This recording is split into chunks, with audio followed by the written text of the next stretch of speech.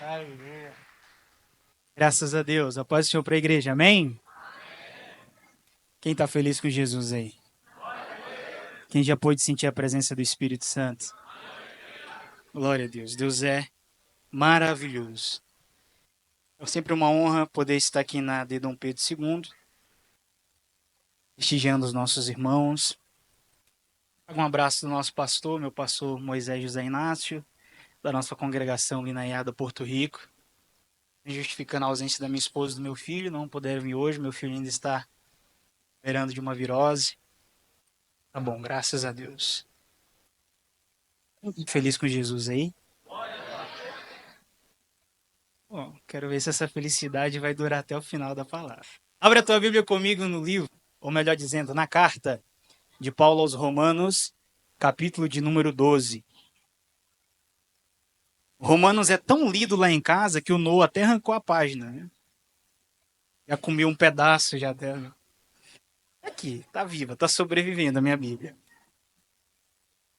Romanos, capítulo de número 12, versículo de número 1 e o versículo de número 2. Encontrou e diz amém? A palavra do Senhor diz assim: Rogo-vos, pois, irmãos, pelas misericórdias de Deus, que apresentei o vosso corpo por sacrifício vivo, santo e agradável a Deus, que é o vosso culto racional.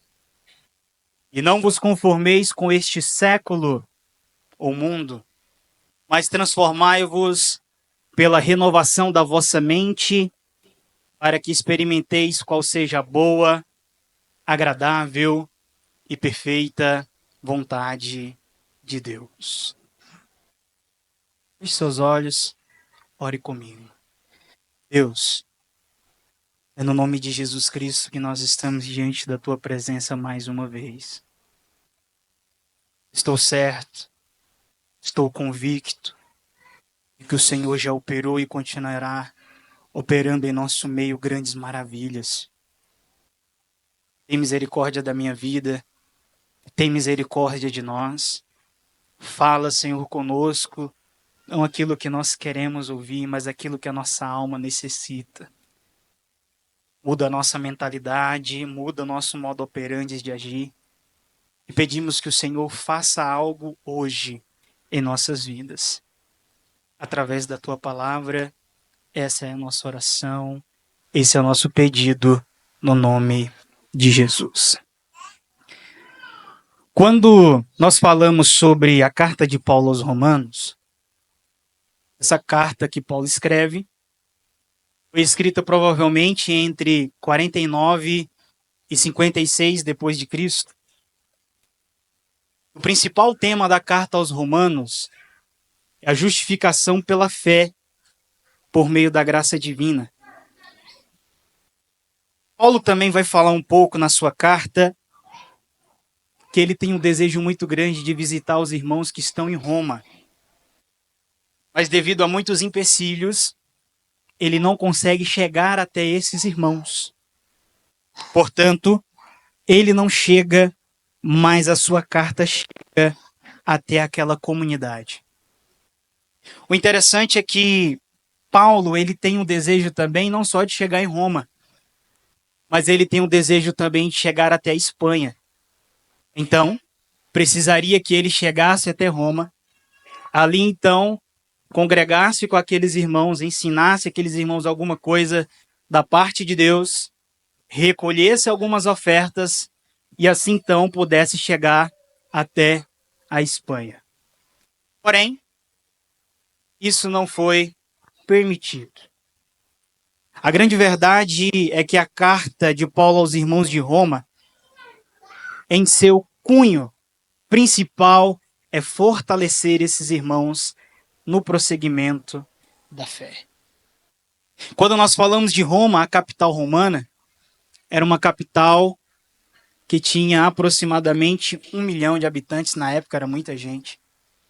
Desses 1 milhão de habitantes, quase 60% a 70% da população era escrava. Portanto, a cidade de Roma era uma cidade escravocrata. democrata. Por isso que no decorrer da carta de Paulo aos Romanos, você vai se deparar com muitas coisas como Pai, como fé, como Espírito de Deus, como Espírito Santo. E ele vai declarar em Romanos capítulo de número 8, 14 ou é 14:8, depois você procura aí, tá aqui. Ele diz que eles não receberam o espírito de escravidão para viverem outra vez atemorizados, mas receberam o espírito de adoção de filhos, pelo qual clamam, Abba, Pai. A grande verdade é que Paulo está escrevendo dentro de um contexto. E na cidade de Roma acontecia algo para deixar todo mundo de boca aberta. O pai e uma mãe que tivesse o filho, e o seu filho ao completar 8 dias de nascido, pela lei romana eles tinham direito de pegar essa criança e entregar em qualquer lugar. Se a criança tivesse algum defeito, se a criança não tivesse de acordo com o que o pai ou a mãe gostava, poderia colocar dentro de um cestinho e entregar em uma porta. A lei romana permitia isso. Mas a mesma lei romana que permitia isso, também obrigava quem abrisse a porta para aquela criança, teria que cuidar daquela criança por toda a vida e nunca mais desistir dela. E nessa noite eu estou falando para jovens que Deus abriu a porta e Ele nunca mais vai desistir de você. Por que não deu glória a Deus? Aleluia. Meus irmãos, Martinho Lutero, ele falando sobre Romanos, grandes homens se converteram lendo Romanos, Martinho Lutero foi um deles. Ele diz que a carta aos Romanos é uma obra-prima do Novo Testamento. O texto que nós acabamos de ler, Romanos 12, verso 1 e 2, trata sobre a consagração a Deus e como obter uma nova mentalidade em Cristo. A grande verdade é que não podemos ter um entendimento completo deste livro se nós não estudarmos ele por completo. Mas hoje nós vamos nos deter apenas em 2 versículos. Dessa forma, gostaria de falar sobre nova mentalidade. E o que é necessário para termos uma nova mentalidade? Está no texto. Para termos uma nova mentalidade é necessário apresentarmos o nosso corpo como sacrifício. O texto começa: rogo-vos, pois, irmãos, pelas misericórdias de Deus, que apresentei o vosso corpo por sacrifício vivo, santo e agradável a Deus, que é o vosso culto racional. Para nós conquistarmos ou para nós termos uma nova mentalidade, é necessário apresentar o nosso corpo como sacrifício. Quando nós fazemos uma pequena análise do texto, ou uma exegese, queira assim colocar, a palavra apresentar nesse contexto é parasco. Parasco não é somente apresentar de uma forma que eu estou apresentando algo a alguém, mas o contexto do texto sugere uma entrega voluntária, uma entrega consciente de quem já alcançou uma nova mentalidade em Cristo Jesus.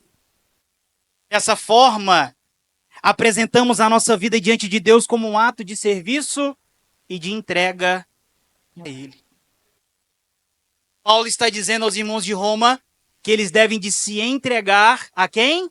A Jesus Cristo. Só que nós andamos um pouquinho no texto, ele não fala que é uma entrega somente qualquer, mas é uma entrega de corpo. A palavra corpo no texto é soma. A palavra soma significa corpo. Corpo mortal, corpo físico. Ela é utilizada na Bíblia para decifrar diversas vezes e falar sobre corpo. Só que no texto ele está falando que para além da vida física, para além do corpo físico, Paulo está falando que nós temos que apresentar ao Senhor o nosso corpo físico, ok? Mas nós temos que também apresentar o nosso homem interior diante de Deus. É por isso que ele escreve a carta aos Coríntios, ele fala sobre o homem carnal, sobre o homem natural e o homem espiritual. Paulo está falando de uma entrega de corpo, falando de uma entrega completa, sem reservas. Pergunta que não quer calar nessa noite. Você tem se entregado para Jesus? Como que está a sua entrega diante de Deus?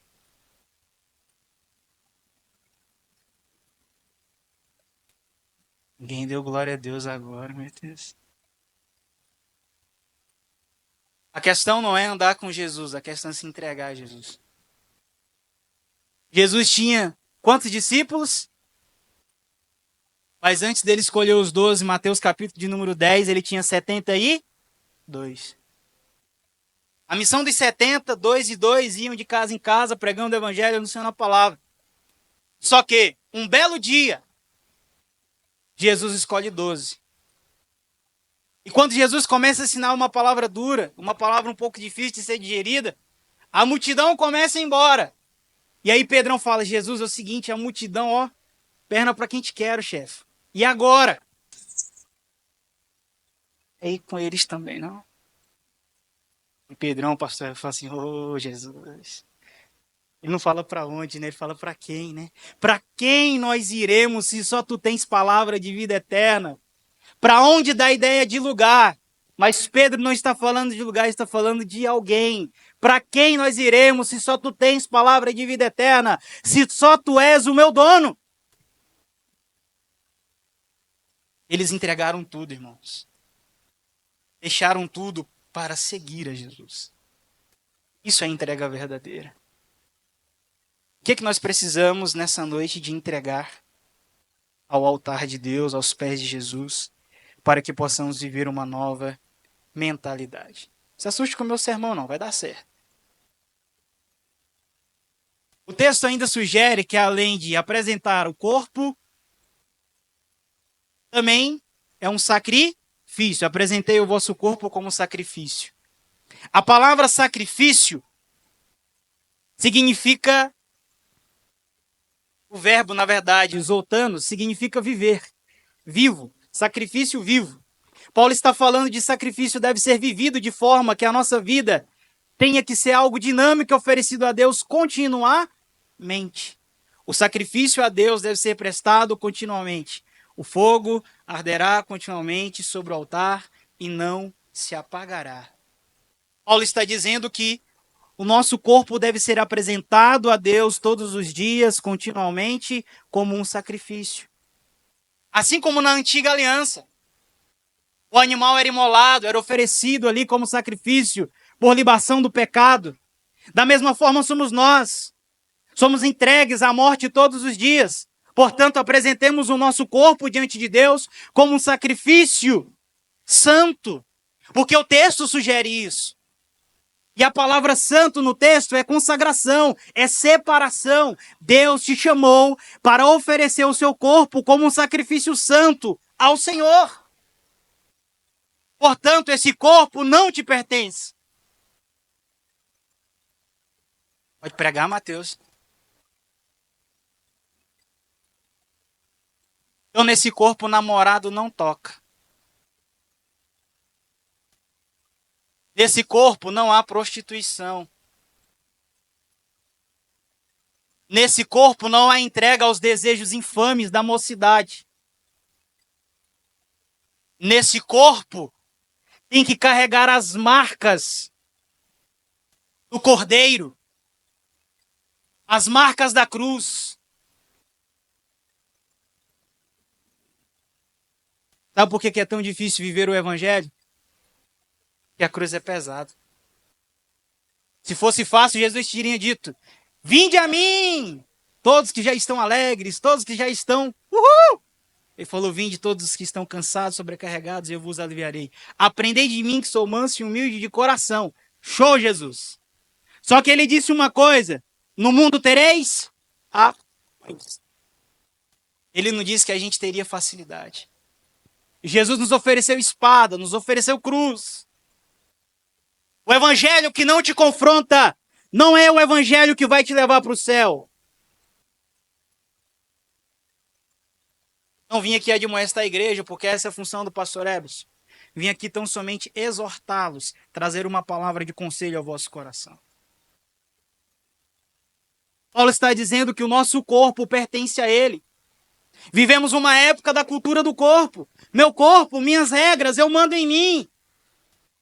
Tinha uma novela, e tinha uma música, e tinha uma mulher que cantava.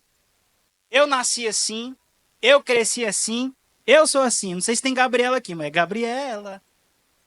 Tem pessoas que são assim. Meu corpo, minhas regras, o nosso corpo não pertence a nós. 1 Coríntios capítulo 6 vai dizer o quê? Vós não sabeis que o vosso corpo é templo e habitação do Espírito Santo? E que vós não pertencestes a vós mesmos? Deus tem preocupação com essa carcaça mortal. E depois de morta, ao terceiro dia, começa a entrar em estado de putrefação. Com 7 dias, não tem mais nada, só pele e osso. Se Deus se preocupa com esse corpo físico que você tem, que dirá com o corpo espiritual que você tem? Deus se preocupa com a tua alma. Deus se preocupa com a tua vida. Ele quer te levar para o céu. Ele quer te limpar. Ele quer te purificar. Através da sua palavra. Geração santa, sacerdócio eleito. Sacerdócio real, na verdade. Geração santa, povo eleito de Deus, propriedade exclusiva de Deus. É muito bom citar o texto, mas para além de citar o texto, é melhor ainda viver esse texto. Paulo está dizendo para os irmãos de Roma, vocês precisam de apresentar o corpo de vocês, a vida de vocês, como um culto diário, um sacrifício diário ao Senhor. E aí ele finaliza o versículo dizendo que é o vosso culto racional. O culto, ele não começa aqui. Alguns dizem que o culto começa em casa, mas eu me atrevo a dizer nessa noite que o culto é contínuo. O culto não para. O culto é aqui, é lá em casa, lá no trabalho, é na faculdade, é em qualquer lugar, é na fila da lotérica, aonde eu estiver. Eu estou prestando um culto vivo ao Deus vivo. Porque Deus não é estático, Deus se move. Calma aí que vocês vão dar glória a Deus. Sei que tá difícil me ouvir, mas segura um pouquinho. Fica comigo, que nós vai pular agora em golpe-pó. Paulo está dizendo que os irmãos precisam oferecer um culto racional. Não é rodar e cair no manto. Não é ser arrebatado e ir ao 5º, 6º, 8º, 10º céu. O culto é racional. Louvo a Deus pela vida do pastor Everson aqui nessa igreja. Acompanho nas redes sociais, também no YouTube. As mensagens que são preparadas e pregadas aqui. Uma benção. O senhor está de parabéns. Bíblia pura. A Bíblia é o suficiente, irmãos. Ela interpreta ela mesma. O texto é claro. Paulo está dizendo que o nosso culto tem que ser racional e não emocional. Vivemos uma época do culto emocional. O famoso culto coaching. Oh! Você é amado de Deus. Somos amados de Deus. Ele é amor demais. Mas ele também é justiça e fogo consumidor para aqueles que não obedecem à sua palavra. A Bíblia diz, no livro de Pedro, carta de Pedro, é com dificuldade que o justo, sim, aquele que já se encontra salvo, vai ter dificuldade para entrar no céu. Aonde vai comparecer o pecador? Sim, o ímpio. Se é com dificuldade que nós vamos passar na porta estreita, irmãos, tem muita gente que vai ficar na porta larga. Certo dia, durante a Segunda Guerra Mundial, o garotinho estava caminhando com seu pai. Ele olhando para o céu, ele falou, pai, quantas estrelas que tem no céu? São tão lindas. E essas estrelas, o que elas são, meu pai? Ele disse, meu filho, essas estrelas são todos aqueles pais que têm filhos que estão combatendo na guerra. E quando eles morrem, eles viram estrela. E aí a criancinha foi, começou a caminhar, e eles chegaram a um grande descampado, a um grande campo, e uma estrela sozinha, brilhando bastante. Ele disse, papai, que interessante aquela estrela lá no céu. Será que aquela estrela é o Filho de Deus?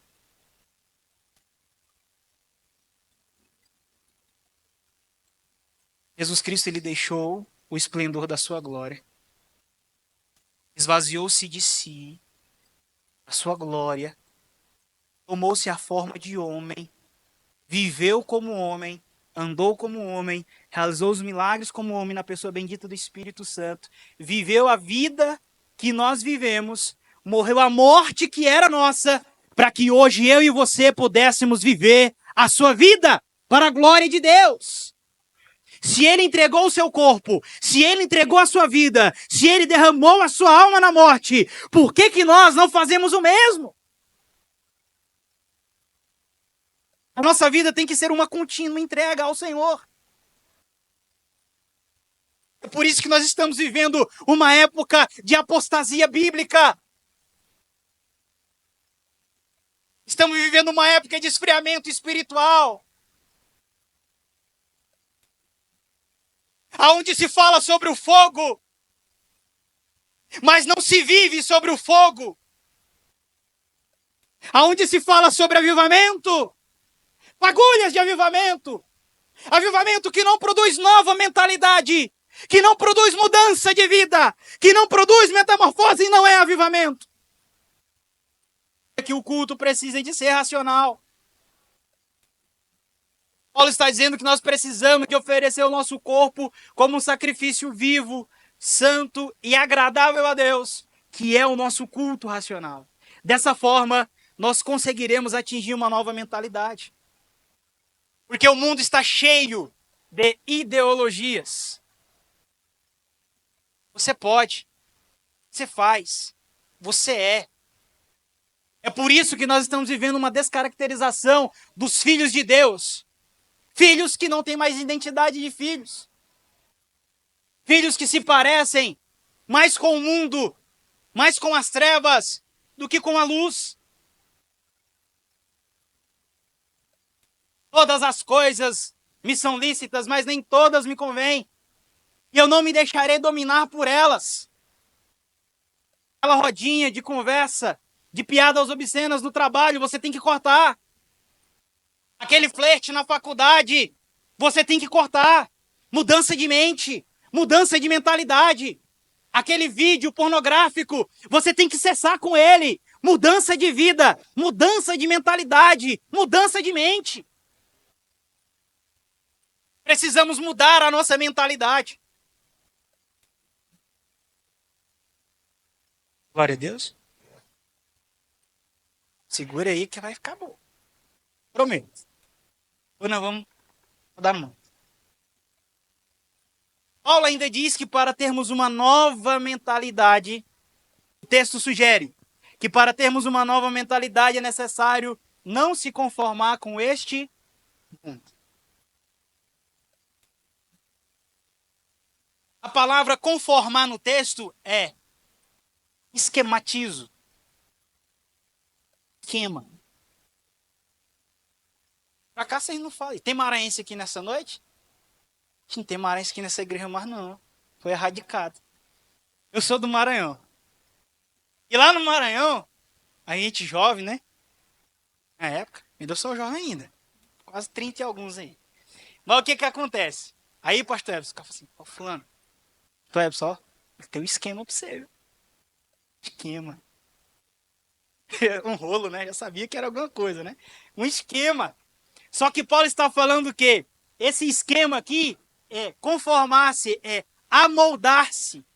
Paulo está dizendo que a gente não pode se amoldar ao quê? Aos padrões do mundo. Paulo está exortando a nós que somos cristãos, que os comportamentos deste mundo não podem se amoldar a nós e nem nós se amoldar a eles. Porque a palavra mundo no texto, que é aion, significa sistema, governado. Por quem? Por Deus não, pelo diabo. O mundo jaz no maligno. O mundo não é do maligno, ele jaz no maligno. Sobre a influência do maligno, sobre a influência do mal. O mundo, o governo, o sistema é governado pelo diabo, padronizado por ele, liderado por ele. Paulo está dizendo para a igreja de Roma, está dizendo para nós nessa noite, que nós não podemos nos conformar com este mundo. Temos que ser diferente, galera. Jesus te chamou para ser diferente no meio da multidão. Ei, jovem, Deus te chamou para ser diferente no meio da multidão. Ter uma nova mentalidade, moça. Ter uma nova mentalidade em Cristo Jesus. Ser diferente. Fazer a diferença. Quando nós lemos a história dos morávios, eram jovens. Eles se venderam como escravos para pregar o evangelho. Isso é um absurdo. Absurdo. Zuíngulo, se não me falha a memória. Quem for bom de história da igreja, depois me corrija se eu estiver errado. Precisava de um par de sandálias para evangelizar, gente. Só um par de sandálias. Hoje nós temos muito mais ao nosso dispor para fazer a vontade do reino na terra. Deus te chamou para impactar aonde você está, com uma nova mentalidade. Uma mente transformada pelo poder da palavra, amém? Glória a Deus, aleluia. Quem aqui foi transformado por essa palavra? Glória a Deus. A Bíblia continua falando algumas coisas para nós. Mas antes de prosseguir, um certo dia fizeram um teste lá na prisão, na penitenciária de Stanford. E o teste foi o seguinte. Pegaram algumas pessoas, pastora, pegaram algumas pessoas e falaram, ó, nós vamos realizar um teste com vocês. Vocês vão viver na pele a vida de um agente penitenciário. Uma parte ia viver como agente e uma outra parte ia ser detento. Que não tinha ninguém na prisão, só eles. E eles tinham que viver isso e incorporar aquele papel. Incorporar ficou meio pesado, hein? Mas é isso mesmo. E aí eles tinham que fazer aquele papel. Passado-se uma semana, eram 15 dias de teste. Passado-se uma semana, pastor Ebson, a galera entrou no personagem que foi uma beleza. Quem era carcereiro já estava dizendo, bora, rapaz, bora, bora! Os presos já estavam, irmão, liga, viu? O negócio tá bravo. Comportamento é aprendido. Algum psicólogo aqui sabe do que eu estou falando. Paulo está dizendo que o nosso comportamento não é mundano. Nosso comportamento é do céu. Paulo está dizendo, nós estamos no mundo, nós vivemos no mundo, compramos e vendemos no mundo, estamos aqui, mas não pertencemos a este mundo. Nós não somos daqui. Aqui não é a nossa morada eterna. É na Nova Jerusalém que desce do alto. Só que Paulo ainda sugere que para termos uma nova mentalidade, é necessário transformar a nossa mente. Ter uma mente transformada. Como que essa transformação acontece? Sou eu quem transforma a minha mente? Ou é Cristo quem deve transformar a minha mente? Porque a nossa vida deve ser entregue a Ele. E uma vez que você teve um encontro genuíno com Jesus, você nunca mais será o mesmo. Essa é a grande verdade. Portanto, a sua mente deve ser a mente de quem? Quem? Então quer dizer que a nossa mentalidade é a mentalidade de... Temos que pensar como? Andar como? Viver como? O comportamento do mundo nessa noite cai por terra. Somos cidadãos dos céus. Comportamento do céu. Na terra. Quando nós falamos de transformação no texto, a palavra transformar, todos já sabem o significado, é metamorfose, metamorfo. Quem assistiu Sobrenatural aí, 15 temporadas, né, sabe o que eu tô falando, metamorfo, né? Mudar de forma. O que acontece com a lagarta? Todo mundo sabe. Ela passa por um processo biológico chamado de metamorfose. Mudança. Ela é uma borboleta, mas ela entra para um casulo, ou melhor dizendo, ela é uma lagarta, né? Entra para o casulo e depois sai borboleta. Para mim isso é uma bizarrice. Se pra vocês não é, eu fico doido com essas coisas. Mas qual lagarta virou borboleta, hein? Como é que isso acontece? Se não é Deus que faz, obviamente. Só que eu não tô dizendo pra você ser lagarto e nem pra você ser borboleta, butterfly aí, tá bom? Eu tô falando que você precisa passar pela metamorfose. Metamorfo, você precisa de passar pela renovação, melhor dizendo, pela mudança de forma. A mudança de forma, mudança de mentalidade. A forma como você pensa, a forma como você age. Precisamos dessa mudança sobre a nossa vida. Mas não é uma mudança somente superficial para agradar o meu líder de jovens Mateus. Não é somente uma mudança superficial para agradar o meu pastor Eberson. É uma mudança integral, uma mudança completa. E quando nós temos essa mudança, nós conseguimos viver de acordo com a vontade de Deus. Porque Deus quer filhos transformados. Só que a palavra ainda sugere, para além de metamorfose, fala da renovação. E ser renovado no texto é ser restaurado. Quando nós falamos de restauração, estamos falando dessa restauração de mente, dessa renovação da mente, indicando que através dessa mudança profunda de entendimento e perspectiva, nós tornamos capazes de discernir a vontade de Deus. É por isso que Filipenses fala, é isso mesmo? Que nós temos que ter a mesma mente de Cristo? Filipenses? Como que eu vou discernir a vontade de Deus se eu não tenho a mente dele? Se eu ainda tenho uma mente mundana, se eu ainda tenho uma mente pecaminosa, foi lido aqui nessa noite, estou pregando o que foi lido. Se eu ainda estou envolvido em bebedice, glutonaria, chocarrices, fofoca, porfias, contendas, facção, dissensão, como que eu vou discernir a vontade de Deus, o propósito de Deus para minha vida, se eu não nasci de novo? Martin Lutero diz: pensei que eu tinha matado o velho homem. Mas eu descobri que o miserável sabe nadar. Michael Phelps. César Cielo. Perde para ele. A velha natureza. Fazer, pois, morrer todos os dias. Tudo isso que o Mateus leu aqui na introdução do culto.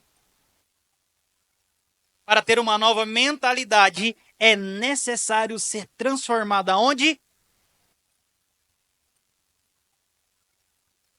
João, tudo acontece aonde?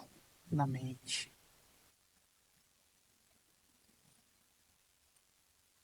Daqui a pouco eu vou entrar pro serviço. Tem alguém que trabalha na Brain Pharma aqui, mas daqui a pouco eu tô lá fazendo remédio. Fazendo um tal de furosemida. Remédio bom. Aí, tava lá tranquilo. Aí chegou um rapaz e falou: pastor! Falei, opa! E fala um negócio aqui. Eu falei: pode falar. Esse negócio de demônio existe? Eu falei: existe. Conversa, rapaz, eu tenho medo. Pode ficar com medo. Porque existe. Mas esse negócio de anjo existe? Eu falei: existe. Pastor, e o anjo é bonitinho igual eu falo? Não é não. O anjo é feio, horrível, é uma aberração de Deus. O livro de Ezequiel diz isso. Anjo não é bonito não, irmão. Então aí, varão que tá solteiro, varou que tá solteiro, você não vai chegar para avó e falar: meu anjo, cuidado. Porque a Bíblia diz que tinha anjo tão feio, pastor Hélio. Os 6 asas, moço, um cobriu os ossos, cobriu o corpo, outro cobriu os pés e com as outras voava. Tinha cabeça de leão, cabeça de dragão, olho não sei de quê. Misericórdia, o anjo é feio demais. Então cuidado aí de chamar meu anjo, viu? Cuidado. Não é elogio, não. Brincadeiras à parte. E aquele jovem chegou lá e falou: pastor, me fez um monte de pergunta. Eu falei: rapaz do céu, hoje eu tô sendo sabatinado aqui mesmo. Aí juntou mais uns 3 e arrocharam. Eu falei: pode, bora. E aí um deles perguntou: pastor, o que eu preciso fazer para mudar a minha mente? Eu falei: agora nós vamos entrar no mérito. Você precisa nascer de novo, irmão. Você precisa de abandonar o pecado, irmão. Você precisa de Jesus, irmão. Aí a lágrima, não sei se era de crocodilo, se era de verdade. Eu só escorrer assim, trêmula. Ele não voltou ainda na máquina não, mas eu vou pegar ele na esquina. A grande verdade é que uma vez que nós nos encontramos com Jesus, algo tem que mudar em nós. A nossa mentalidade tem que mudar. Isso me faz lembrar de uma história. Eu era assim. Tinha um cara que era o maior beberrão da cidade. Bebia todas e mais algumas. E todo mundo conhecia ele como beberrão. Só que um certo dia ele aceitou Jesus e foi para a igreja, a Assembleia de Deus, ainda mais, olha só. Era para ele na Assembleia, né? No fogo, no glória, no aleluia. E aí um dia ele encontrou um ateu na rua, que era companheiro dele, das farras. E ele disse assim, rapaz, tu acredita em Deus? Eu falei, acredito. Você confia em Deus? Eu confio. Mas como é que tu confia em alguém que tu não sabe de onde que veio, nem para onde que vai, não sabe a data de nascimento, se nasceu, se morreu, se viveu? Ele falou, porque ele me transformou. Por isso que eu creio nele. Quem crê que Jesus transformou sua história aí? Se Jesus transformou você, está transformado. O encontro com Jesus precisa de ser verdadeiro e genuíno. E uma vez que nós nos encontramos com ele, a nossa mentalidade é transformada. Por isso que o texto fala, transformai-vos pela renovação da vossa mente. Estou dentro do tempo ainda, varão? Vai acabar. O texto ainda nos sugere mais alguma coisa. E o que o texto diz? O texto fala que para termos uma nova mentalidade é necessário experimentar o quê? A vontade de Deus. Aí eu tive que ir para os escritos, né? Eu tive que ir para os manuscritos, debruçar sobre a Bíblia, assistir uns vídeos do pastor Ebs, né? Para eu poder vir aqui hoje. Aí eu falei, meu Deus do céu, o que é esse negócio de experimentar a vontade de Deus? Não sei o que é, mas isso na prática. Experimentar e colocar à prova. Como que eu vou colocar à prova a vontade de Deus? Não faz sentido no meu pensamento. Fui buscar. E a palavra experimentar no texto significa doquimazo. A palavra doquimazo, que é experimentar ou provar nesse contexto, trata-se de vivenciar a boa, agradável e perfeita vontade de Deus. Ou seja, entender e experimentar diretamente a natureza da sua vontade. Aí eu fiquei alegre, pastor. Eu falei, nossa, Deus, é isso aqui, que maravilha, eureka! O texto está dizendo que para termos uma nova mentalidade é necessário experimentar a vontade de Deus. Experimentar é participar, experimentar diretamente da natureza de Deus. No Antigo Testamento, o sumo sacerdote entrava uma vez ao ano no templo, melhor dizendo, no lugar santíssimo, para oferecer sacrifício pelo povo. Só que a Bíblia diz que ninguém entrava, era só o sumo sacerdote. E era um ritual para entrar lá dentro. Colocava-se uma corda, amarrava uma corda no seu uniforme, ou melhor dizendo, na sua túnica, na sua roupa talar, da teologia aí, né? E colocava um sininho. E ele estava andando lá dentro, sininho balangando. Se parasse de tocar, irmão, é porque ele tinha morrido lá dentro. Aí onde que está o X da questão? Como que eu vou entrar na presença de Deus e eu morro? O pecado não tinha como subsistir diante de Deus. Era uma coisa muito séria. E Deus é muito sério. Só que na Nova Aliança, nós não tínhamos acesso no Antigo Testamento. Na Nova Aliança, com Cristo Jesus, a Bíblia diz que o véu do templo foi rasgado do alto a baixo. O acesso foi liberado diretamente a quem? A Deus. Nós temos ousadia para entrar no Santo dos Santos todos os dias, dobrar os nossos joelhos e dizer, Deus, eu estou na sua presença. E por que Deus não te consome vivo? Somos pecadores, irmão. Por que Deus não nos consome vivo? Na antiga aliança, o sangue do animal que era derramado sobre o altar de libação do lado de fora, cobria o pecado. Quando Deus olhava do céu para a terra, Deus via o sangue do animal. Só que na nova aliança, quem morre não é um cordeiro. Quem morre não é uma novilha vermelha. Quem morre não é nenhum animal. Quem morre é Cristo. E quando ele morre, o livro de Hebreus diz isso, que ele entra na presença de Deus e apresenta o seu sangue. João disse, eis aí o Cordeiro de Deus, que tira o pecado do mundo. A cédula contrária que tinha contra você, ele rasgou de uma vez por todas. Nenhuma condenação há para quem está em Cristo Jesus. Ou seja, para quem tem uma nova mentalidade, a mentalidade do céu, não há condenação, não há justiça, não há juízo. Para quem tem uma nova mentalidade do céu, já estou dizendo tudo, o céu é o seu lugar. Você tem acesso direto a Deus. Você pode provar de Deus, você pode experimentar de Deus, da sua graça, do seu favor, da sua bondade, da sua benevolência. Sr. Nilson, nós podemos experimentar de Deus, ter acesso a Deus, ter comunhão com Deus. Olha o peso dessa palavra que é para nós cristãos. Eu tenho comunhão com Deus. O judeu nem fala o nome de Deus. Porque se ele falar o nome de Deus, ele vai tomar o nome de Deus em vão. Mas tomar o nome de Deus em vão não é pronunciar o nome dele. É dizer que você é e não é. Isso é tomar o nome de Deus em vão. O texto nos sugere que para termos uma nova mentalidade é necessário experimentarmos de Deus.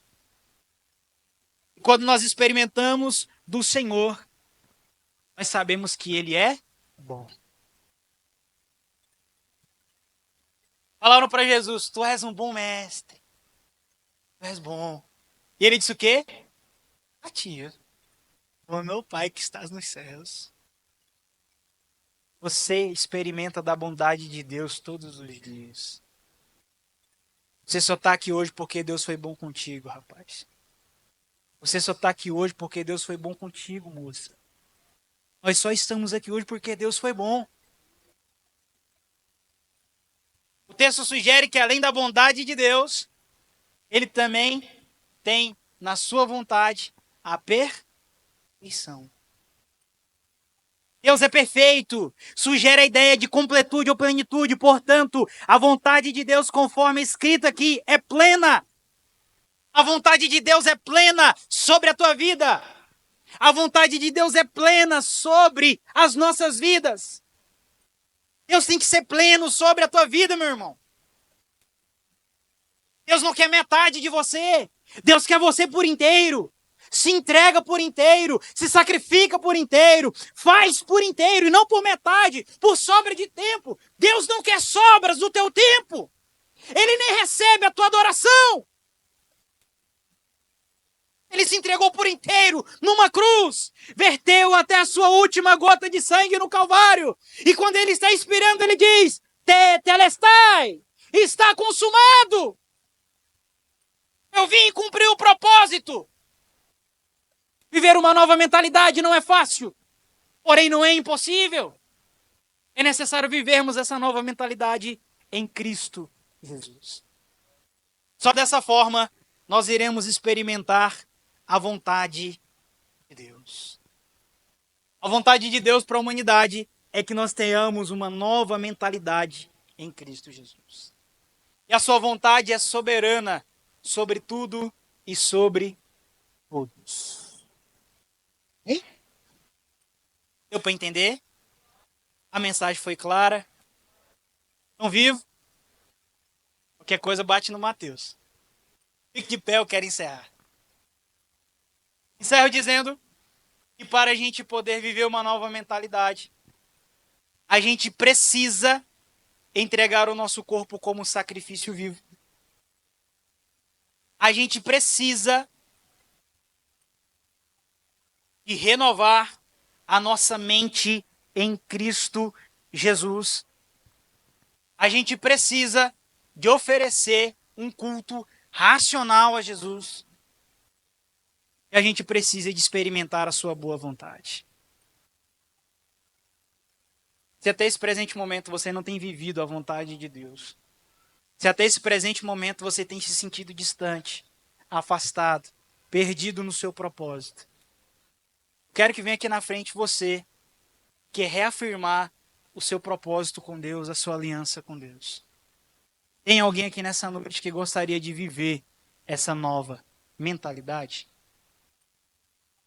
Tem alguém aqui nessa noite que gostaria de viver essa nova vida mental, essa nova disposição mental em Cristo Jesus? Se não tem, eu vou orar. Feche seus olhos. Deus, a tua palavra diz: o Senhor nos chamou das trevas para a maravilhosa luz do teu Filho. O Senhor nos deu vida enquanto nós estávamos mortos. O Senhor nos chamou para viver uma nova mentalidade. O Senhor nos chamou para viver o seu propósito na terra, mas com uma nova mentalidade, Senhor. Dá-nos uma nova mentalidade nesta noite. Dá uma nova mentalidade para a tua igreja nessa noite. Dá uma nova mentalidade para os teus jovens nessa noite. Me dá uma nova mentalidade também, porque eu preciso nessa noite também de ter uma nova mentalidade em Cristo Jesus. Nós precisamos do Senhor. Nós dependemos do Senhor. Nos ajuda a viver o teu plano, nos ajuda a viver o teu propósito, nos ajuda a viver de acordo com a tua vontade, de acordo com o teu querer. Nós não queremos viver mais nós, mas nós queremos que Cristo viva em nós, que a nova mente esteja em nós, a mentalidade do Senhor esteja em nós. Nos ajuda, porque nós queremos viver o teu extraordinário sobre a face da terra. E viver o teu extraordinário sobre a face da terra é viver uma nova mentalidade em Cristo Jesus. Nós não queremos nos conformar com este mundo, nós não queremos nos amoldar aos padrões dessa terra, mas nós queremos todos os dias declarar que nós somos do céu, que nós pertencemos ao Senhor, que nós somos um povo comprado, que nós somos um povo lavado, remido no sangue do Cordeiro, o sangue da propiciação, o sangue do Novo Testamento, o sangue da aliança. Vem nessa noite, purifica a nossa mente, purifica os nossos pensamentos, purifica a nossa vida. Dá-nos, ó Deus, uma mentalidade do céu, dá-nos, ó Deus, intimidade com o Senhor, ousadia para entrar no Santo dos Santos e dizer: a minha mente é a mente de Cristo, o meu corpo é o corpo de Cristo, o meu caminhar é o caminhar de Cristo, eu vivo para o louvor da sua glória. Beremandaço, beremandagaçoribicamderacé, beremandore-candoçoribicambaci. Espírito Santo de Deus, nos ajuda a viver em nova mentalidade, nos ajuda a viver em novidade de vida. Assim nós te pedimos no nome de Jesus. Glória a Deus, ó.